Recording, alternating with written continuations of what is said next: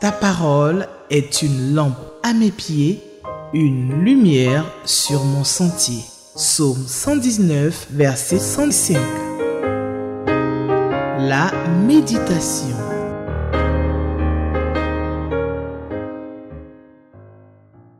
Mesdames et messieurs, chers amis lecteurs de la Bible, Shalom.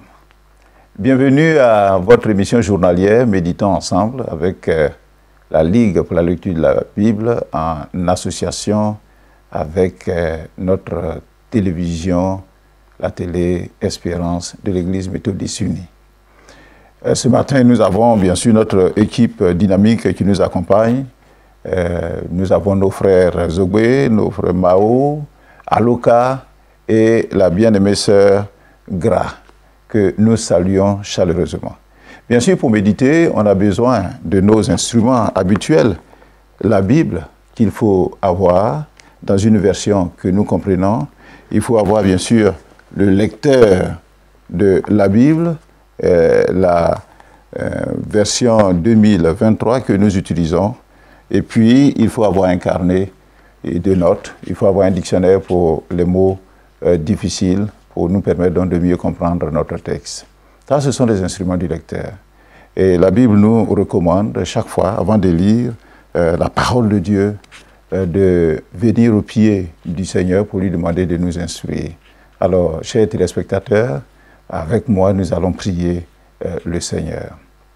Seigneur, nous te demandons d'être avec nous ce matin et de nous instruire dans ta parole. Ouvre nos yeux pour que nous découvrions, que nous contemplions, que nous acceptions et que nous mettions en pratique les merveilles de ta loi au nom de Jésus-Christ.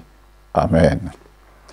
Alors, notre texte de ce jour se trouve dans le livre d'Ésaïe, le chapitre 10, et nous allons lire le verset 20 au verset 34. Mais ce texte-là commence par cette annonce en ce jour-là. Alors en ce jour-là, cela veut dire qu'il y a quelque chose qui s'est passé avant et je voudrais me permettre de vous faire le situer donc dans ce texte-là. Dans la première partie de ce chapitre 10, donc du verset 1 au verset 19 que nous avons lu hier, Dieu dénonce deux attitudes. L'attitude donc de son peuple, d'une part, et d'autre part, l'attitude du royaume d'Assyrie. Alors, concernant son peuple, le peuple de Juda et celui d'Israël, qui forment le même peuple, les enfants donc de Jacob, le Seigneur s'en prend à la corruption et à l'injustice qui sévissent sur leur territoire. Le verset 1 du chapitre 10 que nous méditons aujourd'hui nous dit « Malheur à ceux qui prononcent des ordonnances iniques et ceux qui transcrivent des arrêts injustes pour refuser justice aux pauvres et ravir leurs droits aux malheureux de mon peuple, pour faire des veuves leur proie et des orphelins leur butin. » Alors, lorsque les tribunaux ne rendent plus la justice, une justice équitable, ça devient la loi du plus fort. Et Dieu n'apprécie guère l'injustice, notamment celle dirigée contre les faibles pour les opprimer. Et les faibles, c'est qui? Ce sont les veuves, les orphelins, c'est l'immigré qui est dans un pays pour quelque motif que ce soit, et c'est aussi, bien sûr, l'homme pauvre qui n'a pas de moyens. Et Dieu n'aime pas qu'une injustice quelconque donc puisse les atteindre. Non seulement il n'aime pas l'injustice du tout, mais quand c'est cette catégorie de personnes, Dieu, bien sûr, n'approuve pas du tout. Alors, le deuxième reproche que le Seigneur fait, c'est à l'endroit de la Syrie. Hein? Ce n'est pas la Syrie, mais le royaume d'Assyrie. Le Seigneur lui reproche donc sa cruauté, son hypocrisie et son orgueil.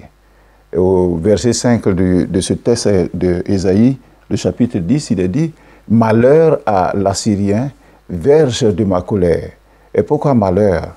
La verge, la Syrie était une verge donc dans la main de Dieu pour faire voir sa fureur contre son peuple. Il dit au verset 6 que je l'ai lâché contre une nation impie. Et je l'ai fait marcher contre le peuple de mon courroux pour qu'il se livre au pillage et fasse du butin, pour qu'il le foule aux pieds comme la boue des rues. Mais malheureusement, c'est pas ce que l'Assyrie a fait au peuple de Dieu. Il dit, il n'en a pas fait ainsi. Et il a eu une autre pensée donc dans son cœur. Il a songé plutôt à détruire le peuple. Il a songé à exterminer les nations, et bien sûr la nation de Juda y compris. Et voilà ce que le Seigneur donc leur reproche. Et ils se disent d'ailleurs dans leur orgueil et leur fougue que leurs princes même sont comme des rois, c'est-à-dire ils sont au même niveau que ces autres royaumes qu'ils sont en train d'exterminer. Après avoir châtié Israël sous le règne de Salmanasar, la Syrie donc s'avancera contre Jérusalem et il sera à deux doigts d'anéantir donc cette ville-là aussi. Et voilà, le peuple donc sera dans cette frayeur, dans cette peur. Alors, s'il est vrai que Dieu a envoyé la Syrie et corrigé son peuple, le Seigneur estime que les Assyriens ont agi avec trop de zèle et une violence excessive. Ils ont été trop violents. Ainsi, la Syrie est tenue pour responsable de ses actions et de ses attitudes, notamment sa cruauté, son arrogance et son orgueil. On voit ça au verset 7 et au verset 13 donc, du chapitre que nous allons lire tout à l'heure par la suite. Alors, sans doute, qu'en frappant les enfants d'Israël, ils auront fait l'œuvre de Dieu, comme une verge dans la main donc, du Seigneur. Mais c'est une nation idolâtre. Et eux, ils croient qu'ils ont réussi ce prouesse-là par leur propre force. Ils s'en vantent. Ils ont triomphé et disent que c'est par eux-mêmes qu'ils ont vaincu et même qu'ils auraient vaincu Dieu lui-même, c'est-à-dire le Dieu d'Israël. Alors le Seigneur n'est pas content. Rappelons-nous dans 2 Rois, le chapitre 18 et le verset 9, il dit que la 4e année du roi Ézéchias, Salmanasar, roi d'Assyrie, est monté contre la Samarie, il a assiégé la Samarie, et puis il a amené captifs donc les habitants de Samarie. Et le verset 18, le verset 13 plutôt de ce chapitre 18 de 2 Rois, il a dit que la 14e année du roi Ézéchias, lui était roi donc en Juda, alors Sankérib, roi de ce même pays, la Syrie, va monter contre les villes fortes de Juda et il va s'emparer de toutes les villes fortes de Juda. Il ne va pas s'arrêter là, il va envoyer une puissante armée contre la capitale même de Juda, qui est Jérusalem, où se trouve le temple de Dieu. Rappelons-nous des noms comme Tartan, comme Rabsaris, comme Rabshakeh, qui étaient donc les chefs donc, de cette puissante armée, qui vont partir et puis ils vont assiéger la ville. C'est-à-dire personne ne peut sortir de la ville. La ville est sur le point de tomber. Et Ézéchias donc va crier à Dieu et le Seigneur va venir les délivrer. Vraiment in extremis. Mais entre-temps, ils ont balayé tout le reste donc, du territoire de Juda. Alors, donc, c'est de ce temps-là qu'il s'agit. Et voyez-vous, au lieu de marcher contre un peuple du courroux de Dieu pour juste le piller, pour faire du butin comme Dieu voulait, les Assyriens, eux, ils sont venus avec des pensées dures dans le cœur, détruire, exterminer, tuer, et puis se vanter, se glorifier de ce qu'ils ont fait. C'est Dieu qui les a envoyés. Et Dieu, lui, il voulait juste montrer sa justice. Alors, ce que nous pouvons dire, c'est que quand Dieu nous envoie, quand Dieu envoie quelqu'un lui faire justice, il ne faut pas que nous soyons excessifs. Nous devrions donc nous limiter à ce que Dieu nous dit de faire. Et dans notre monde aujourd'hui, on voit beaucoup d'excès. On voit beaucoup de traumatismes que les gens laissent dans les peuples et dans les pays. à la télévision, on nous montre donc la brutalité donc des forces de l'ordre, des forces de police, de gendarmerie. Ce n'est pas seulement dans un pays, mais c'est pratiquement dans tous les pays. Quand ils s'en vont en mission, c'est la brutalité qui les caractérise. Dieu n'aime pas l'excès, l'usage excessif de la force. Dieu nous demande d'être mesurés dans nos jugements, dans nos actions, quand nous devons réprimer une faute. Parce que Matthieu, d'ailleurs le chapitre 7, nous dit que on nous jugera du jugement dont on se sera servi contre les autres. Et on nous mesurera de la même mesure dont on se sera servi pour mesurer les autres. C'est pour cela que nous devons être assez mesurés dans notre action. Alors voici donc ce jour-là, en ce jour-là. Et nous allons faire donc notre lecture, Ésaïe, le chapitre 10, à partir du verset 20. Je vous lis dans une version que j'aime bien, Parole de vie, et puis on prendra dans nos commentaires la version Louis II. Verset 20, Ésaïe chapitre 10. En ce moment-là, ceux qui seront restés en vie en Israël, ceux qui seront restés du peuple de Jacob, ne continueront plus à s'appuyer sur celui qui les frappe. Ils s'appuieront vraiment sur le Seigneur, le Dieu saint d'Israël. Oui, un reste d'Israël se tournera vers le Dieu fort. Un reste reviendra. Pourtant, Israël, même si ton peuple était aussi nombreux que les grains de sable au bord de la mer, c'est un reste seulement qui reviendra au Seigneur. La destruction est décidée, la justice débordera comme un fleuve. Oui, le Seigneur, Dieu de l'univers, a décidé cette destruction et il la réalisera dans tout le pays. Verset 24. C'est pourquoi voici ce que dit le Seigneur, Dieu de l'univers. Mon peuple, toi qui habites à Sion, n'aie pas peur de la Syrie. Elle te frappe avec le fouet. Elle lève son bâton contre toi, comme les Égyptiens le faisaient autrefois. Mais dans très peu de temps, ma colère contre toi s'arrêtera. Elle cessera complètement.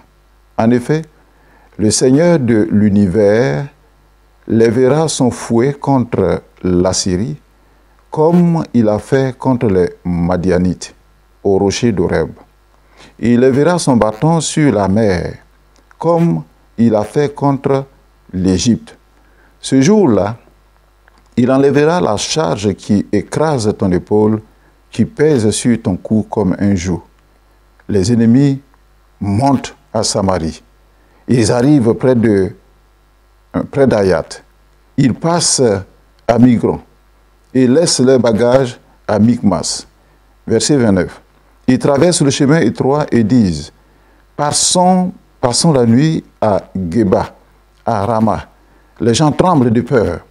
À Gibéa, la ville de Saül, les habitants fuient. Jean de Galim poussait des cris. Fais attention, Laïcha. Réponds, Anatote. Les habitants de Madmena se sauvent. Ceux de Gebim cherchent un abri. Verset 32. Ce jour-là, les ennemis s'arrêtent à Nob. Ils lèvent le poing pour menacer la montagne de Sion, la colline de Jérusalem. Le Seigneur de l'univers, le Maître, casse violemment les branches des plus grands arbres. Plutôt, les plus grands arbres sont coupés. Les plus hauts sont jetés à terre. Les buissons de la forêt sont abattus à coups de hache. Les beaux cèdres du Liban tombent sur le sol. Amen. Voici donc notre texte de ce jour et nous allons donc nous poser 3 questions que le lecteur nous présente. La question 1, de qui parlent ces versets? La question numéro 3, y a-t-il un exemple à suivre ou à ne pas suivre? Et puis la question 6, y a-t-il un avertissement? Alors, on n'ira pas forcément dans cet ordre, mais nous allons juste donner les grandes lignes de ce texte que nous avons lu. À savoir qu'en réfléchissant sur ce texte, on peut donner 3 grandes idées. La première idée, c'est la miséricorde de Dieu envers un peuple rebelle. Et on le voit du verset 20 au verset 27. La deuxième idée, c'est l'invitation du peuple de Dieu à s'appuyer avec confiance sur l'Éternel. Ça, c'est du verset 20 au verset 25. Et puis la troisième idée, c'est la délivrance du peuple par Dieu lui-même. Alors, abordons déjà la première idée, c'est-à-dire la miséricorde de Dieu envers un peuple rebelle. Dans ce texte, quand on le lit et qu'on analyse, on peut s'apercevoir que s'il est vrai qu'à cause de leur péché, Dieu, le juste juge, a décidé de punir son peuple en Juda par les mains donc des Assyriens, nous remarquons que le courroux de Dieu prendra fin. Dieu se tournera même très bientôt contre les Assyriens, comme c'est dit dans la Bible au verset 25 et 27 donc, de ce texte de Ésaïe 10 que nous avons lu. Ainsi, un reste, parce que la destruction ou alors le courroux de Dieu qui a été exécuté par l'Assyrie a été, on pourra dire, sauvage par ceux qui l'ont exécuté. Ce n'était pas ça le dessein de Dieu. Alors, ils vont tellement ravager le pays, déporter donc les habitants. Et ce texte que nous avons lu nous dit qu'un reste reviendra de la déportation, ou alors un reste sera seulement dans le pays. Tous les autres donc seront amenés en exil. Le verset 20 que nous avons lu nous dit ceci, qu'en ce jour-là, le reste d'Israël et les réchappés de la maison de Jacob. Donc on parle d'un reste. Et le verset 21, ce même mot revient, le reste reviendra. Le reste de Jacob. Verset 22, un reste seulement reviendra. Alors, ce que nous pouvons dire par cette répétition de reste, ça veut dire que le gros lot est parti. Mais c'est juste un peu qui est resté, un petit nombre qui est resté. La notion de reste constitue l'un des grands thèmes du livre d'Ésaïe. Le jugement frappera la nation entière. Néanmoins, le peuple de Dieu ne sera pas effacé dans sa totalité. Dieu est bon. Donc un reste va subsister. Ce reste d'Israël-là ne désigne pas seulement les habitants du nord, quelques habitants qui vont rester donc dans le pays d'Israël, mais pas seulement aussi quelques habitants de Juda, mais c'est une partie du peuple, une partie des enfants de Jacob, c'est-à-dire le nord comme le sud, c'est juste une petite partie qui va rester après cette furie de l'Assyrie contre le peuple de Dieu. En exécutant bien sûr l'ordre de Dieu, mais en exécutant mal l'ordre de Dieu. Alors, le deuxième point que nous allons aborder, que je disais tout à l'heure, l'invitation du peuple de Dieu à s'appuyer avec confiance sur l'Éternel. Il est dit au verset 20 qu'en ce jour-là, le reste d'Israël et les réchappés de la maison de Jacob cesseront de s'appuyer sur celui qui les frappait. Ils s'appuieront avec confiance sur l'Éternel, le Saint d'Israël. Le reste là reviendra, le reste de Jacob, ils reviendront au Dieu puissant. Ah, ça c'est une très bonne nouvelle que de savoir que quand le Seigneur frappe parce que nous avons péché, Dieu tend toujours la main. Mais de quoi s'agit-il quand on dit qu'un reste donc va revenir? Alors, quand Juda a été frappé donc par la Syrie, on le voit dans 2 Rois, le chapitre 16, le verset 2, il est dit que Akaz, qui avait 20 ans quand il est devenu roi, il a régné à Jérusalem pendant 16 ans. et il a fait ce qui est mauvais. Ce qui est mauvais aux yeux de l'Éternel. Il n'a pas suivi la voie de David, donc son arrière-grand-père, et encore moins la voie de Jotham, son père biologique, qui a été un très bon roi. Le verset 3 donc, de 2 Rois du chapitre 16 nous dit qu'il a marché dans la voie des rois d'Israël, et même il a fait passer donc, son fils par le feu, ce qui est un sacrilège donc, devant Dieu. C'est une abomination donc, devant Dieu. Et le verset 5 donc, de 2 Rois du chapitre 16 nous dit que Retsin, qui était le roi de Syrie, pas la Syrie, mais de Syrie, est venu donc, il est monté contre Israël et il n'a pas pu vaincre Israël. Alors, cette menace-là pesait toujours sur Israël. Et comme Akaz avait peur donc d'être vaincu par Retsin, qu'est-ce qu'il va faire? Il va aller s'allier à quelqu'un d'autre. Alors, quand quelqu'un n'est pas fidèle à Dieu, il n'aura pas le réflexe donc d'aller, quand il y a le danger, recueillir, appeler donc l'aide de Dieu. Et malheureusement, c'est ce qui s'est passé avec Akaz. Au lieu de prier Dieu, il court vers donc un autre roi. Et nous le voyons dans 2 Rois, le chapitre 16, à partir du verset 17.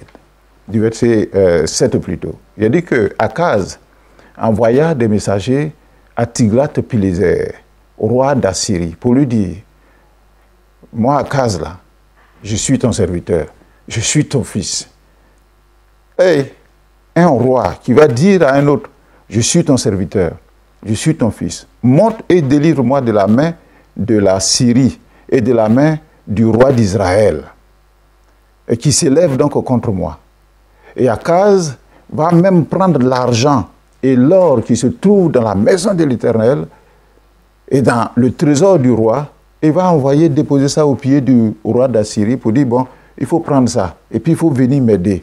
Il faut me délivrer de la main du roi de Syrie et de la main du roi d'Israël, son frère. Alors le roi d'Assyrie va l'écouter, il va prendre le présent, et puis il va monter donc contre Damas, c'est-à-dire la Syrie, et puis il va battre donc ce roi-là, et il va faire mourir Retsin, qui était la menace donc d'Akaz. Alors certes, l'alliance avec le roi de la Syrie a donné la victoire sur les Syriens et libéré Akaz donc de son ennemi.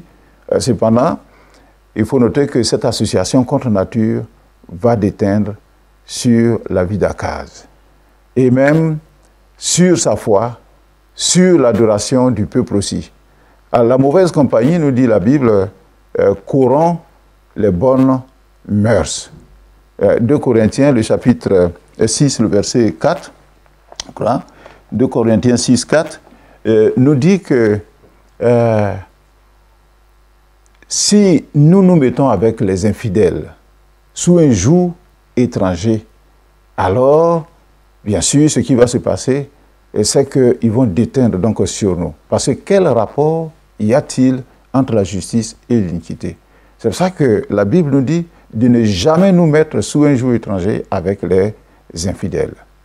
Et le sacrificateur Uri, du temps donc de ce roi Akaz, là, lui-même va faire les frais dans cette affaire et se compromettre dans les pratiques du culte. Il a dit que quand il était déjà avec le roi donc de la Syrie, il va voir donc son adoration là-bas, ses idoles, et il va demander à Uri de reproduire exactement une figure donc de l'adoration des dieux de Damas, de reproduire ça en Israël. Alors, il va faire brûler donc les holocaustes sur ce dieu étranger. Akaz va le faire, bien sûr, avec la complicité d'Uri. Alors, Akaz va même changer l'emplacement des ustensiles de la maison de Dieu et les mettre donc en exergue ce qu'il est parti prendre donc de l'étranger. Il va instaurer ainsi un syncrétisme religieux. Il va mélanger le culte donc juif avec le culte païen et le culte pervers des Assyriens. Ah, quelle chute! Alors, 2 Rois, le chapitre 16 et le verset 18, nous dit que Akaz changea dans la maison de l'Éternel à cause du roi d'Assyrie, parce qu'il s'est associé à lui. Il a changé le portique du sabbat qu'on avait bâti à l'entrée extérieure du roi. À cette même nation assyrienne, qui était hier amie donc au roi Akaz là, c'est cette même nation que Dieu va utiliser pour venir frapper Juda.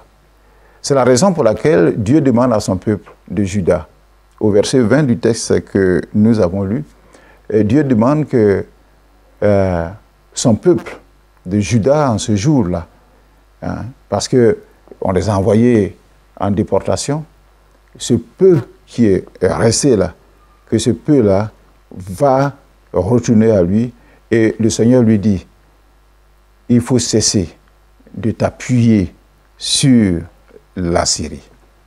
Arrête de t'appuyer sur la Syrie. Il faut faire confiance en l'Éternel, il faut faire confiance au Saint d'Israël. Alors, qu'est-ce qu'on peut retenir de ce long développement? Je l'ai fait exprès pour qu'on puisse donc nous remémorer ce que nous avons lu par le passé. C'est que tous ceux qui, dans l'adversité, tous ceux qui, dans les problèmes, s'appuient sur l'Éternel, le Saint d'Israël, ils peuvent s'appliquer ce qu'il dit ici, par la bouche d'Ésaïe, comme il dit, ô peuple qui habite Sion, ne crains point la Syrie. Nous ne devons pas craindre nos ennemis. Quelquefois, nous sommes là et nous avons peur donc de nos ennemis. On a peur des démons, on a peur du sorcier, on a peur du diable.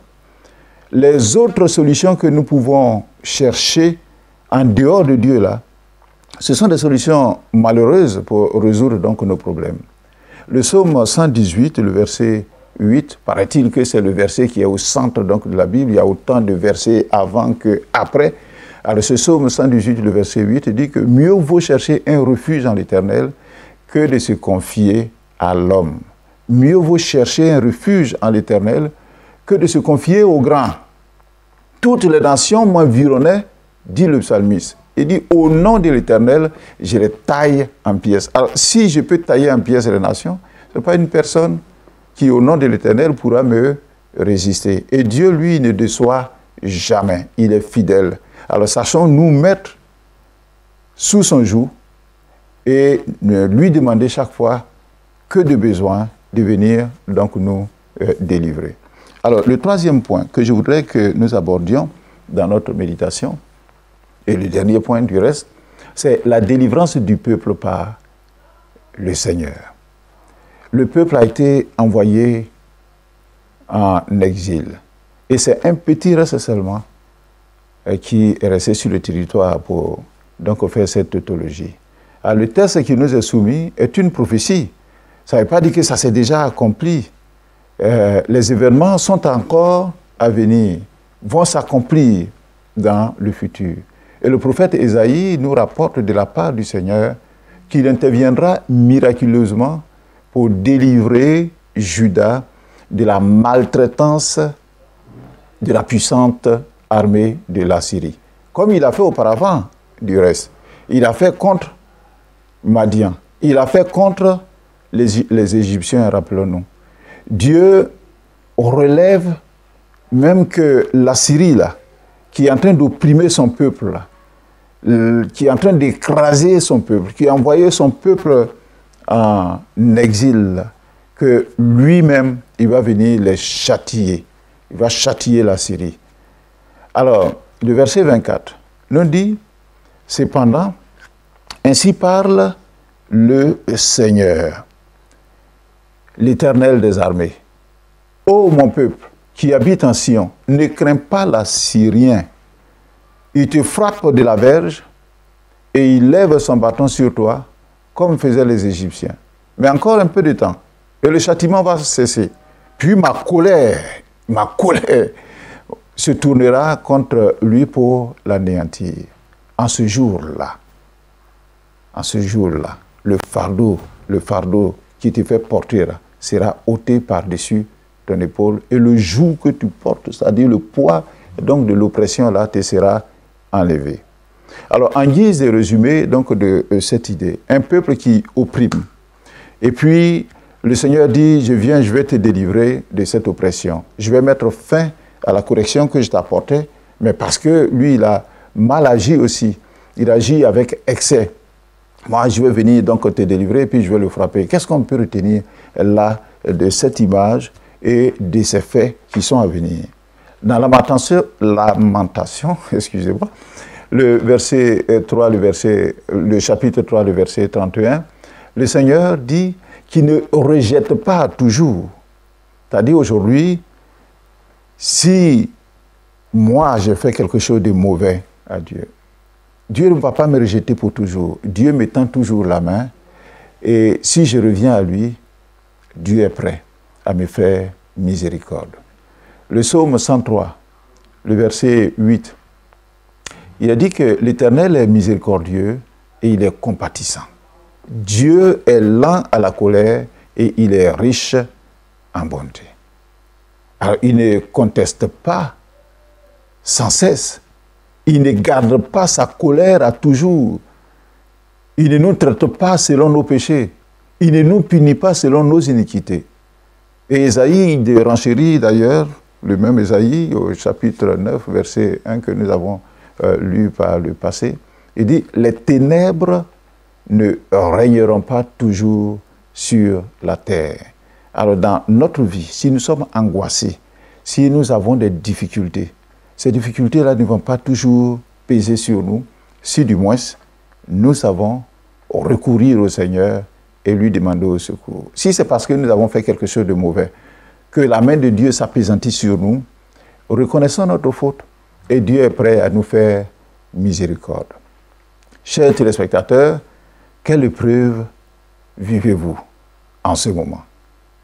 Que cette épreuve provienne donc de Dieu ou pas, qu'elle soit pour un châtiment dû au péché ou juste pour fortifier votre foi, ou qu'elle soit due à l'adversaire, et notre adversaire de toujours, qui est toujours là pour nous chercher à nuire à notre vie, si l'épreuve donc vient de lui, si l'épreuve vient du voisin, si l'épreuve vient de notre chef, si l'épreuve vient de qui que ce soit, ayons donc cette idée-là, que le Dieu que nous servons, c'est le Dieu de délivrance. La délivrance est pour bientôt, si du moins nous savons compter sur notre Dieu qui est tout-puissant et qui est compatissant. Compatissant, ça veut dire quoi? Ça veut dire que quand nous souffrons, quand nous sommes tristes, quand nous pleurons, Dieu, il est sensible.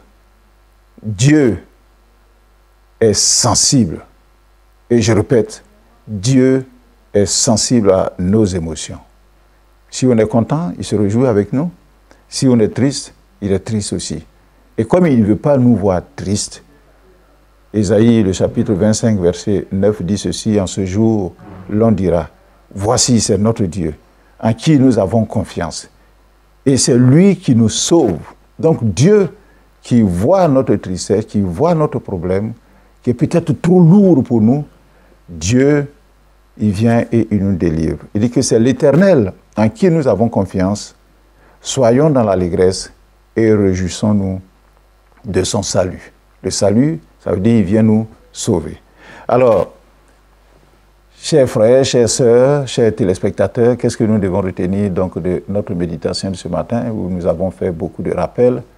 D'abord, retenons ceci, que Dieu manifeste toujours sa miséricorde envers ses enfants, même quand nous sommes dans une faute que nous pensons grave. Le Seigneur manifeste toujours sa miséricorde. Quelqu'un a dit, pour tout péché, il y a miséricorde. Deuxième chose que nous devons retenir de notre méditation. Dieu nous invite à nous appuyer avec confiance sur lui. Le mot confiance a sa place. A dit Dieu qui est là. Et dans notre texte, il a dit c'est l'Éternel des armées. Et dans la traduction que j'avais prise, la parole donc de vie, il a dit le Dieu tout-puissant. Nous devons lui faire confiance, quelle que soit l'adversité. Et troisième chose que nous devons retenir, c'est que la délivrance de Dieu ne nous manquera jamais. Dieu est toujours là. Tant que nous lui faisons confiance, il est là pour nous délivrer. Alors, avec le lecteur, on a toujours cette question qu'on se pose en fin de méditation. La question A, c'est-à-dire quel verset m'interpelle le plus? Moi, le verset que j'ai retenu dans notre méditation de ce matin, c'est le verset 24, où il est dit ainsi: parle le Seigneur, l'Éternel des armées. Ô mon peuple qui habite en Sion, ne crains pas l'Assyrien. Disons-nous-le. Moi, c'est Dongo. Il faut que je dise au Seigneur: Seigneur, je ne crains plus rien. Je ne crains pas mes ennemis parce que tu es avec moi. Alors, je voudrais prier avec vous pour terminer cette méditation et prier pour chacun de nous pour que le Seigneur puisse nous aider et que cette parole que nous avons lue et que nous avons réfléchi ensemble puisse nous servir. Je prie avec vous, chers téléspectateurs. Merci Seigneur pour ta miséricorde manifestée en Jésus-Christ, ton Fils. Je veux toujours avoir confiance en toi, Seigneur. Quelle que soit la situation que je vis, quelle que soit la difficulté que je vis, parce que tu es l'Éternel des armées, parce que tu es tout puissant, et je sais que tu peux me délivrer de mes ennemis, quels qu'ils soient, et tu le feras à cause de Jésus-Christ, notre Seigneur. Amen. Alors n'oubliez pas, chers téléspectateurs, de retourner donc au lecteur de la Bible, et un autre commentaire nous est présenté à la page 123. 1, 2, 3. Dieu vous bénisse et à la prochaine. Ta parole est une lampe à mes pieds, une lumière sur mon sentier. Psaume 119, verset 105. La méditation.